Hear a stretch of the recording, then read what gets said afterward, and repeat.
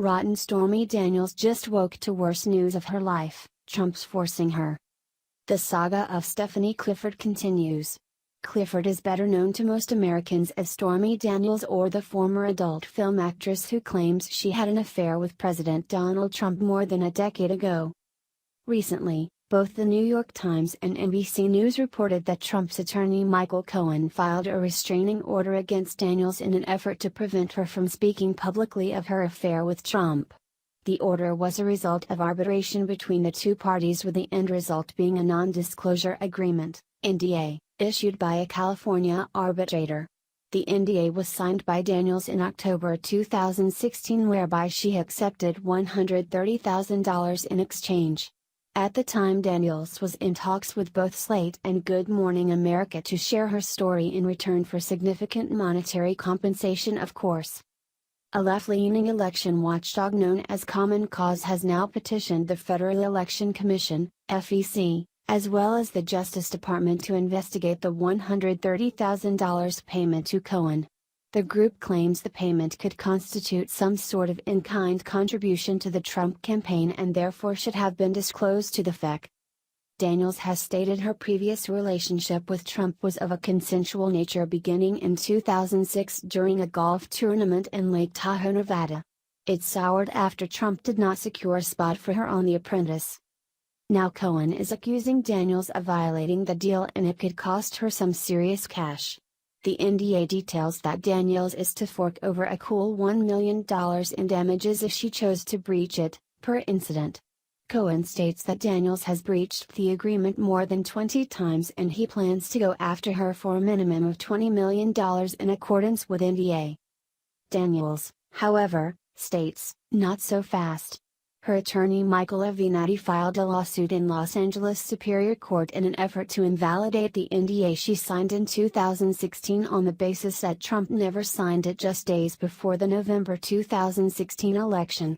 This came on the heels of Daniels losing the arbitration hearing and legally forced Daniels to adhere to the NDA after Cohen filed a restraining order against her in an effort to make her cease and desist.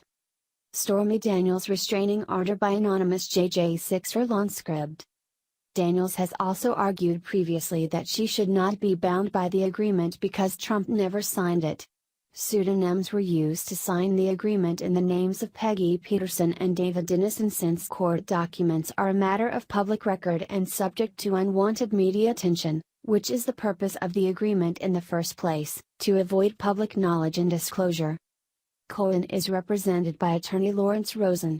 Rosen states that an arbitrator, who found that Ms. Clifford had violated the agreement, barred her from filing her lawsuit and making other disclosures of confidential information.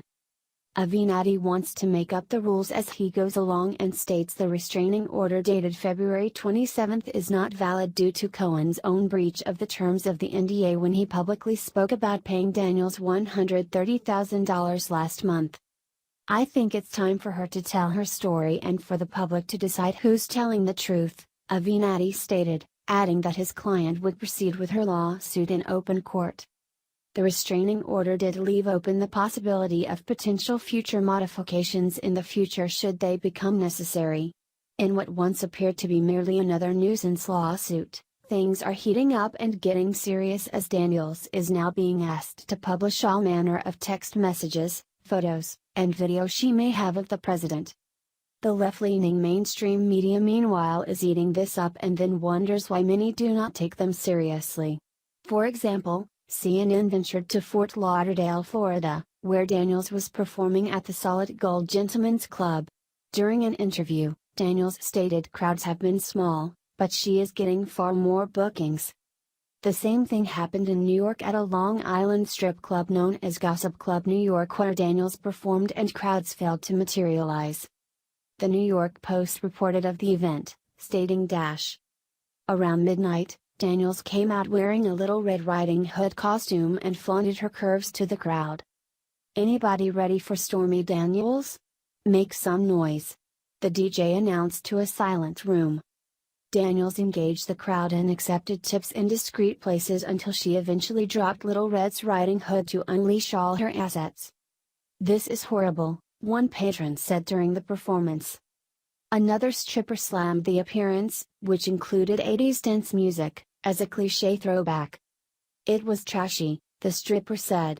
"Kind of boring and real old school."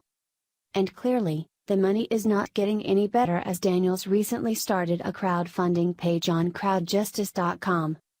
In an effort to raise money to fund her lawsuit against Trump, since apparently Avenatti is not working pro bono for the porn star, stripper.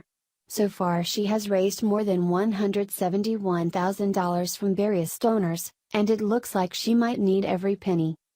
On the crowdfunding page, Daniels states of the events and her reasons for crowdfunding amidst her seeming inability to gain crowds and funding from her previously lucrative sources. "I am attempting to speak honestly and openly to the American people about my relationship with now President Donald Trump, as well as the intimidation and tactics that he, together with his attorney Michael Cohen, have used to silence me.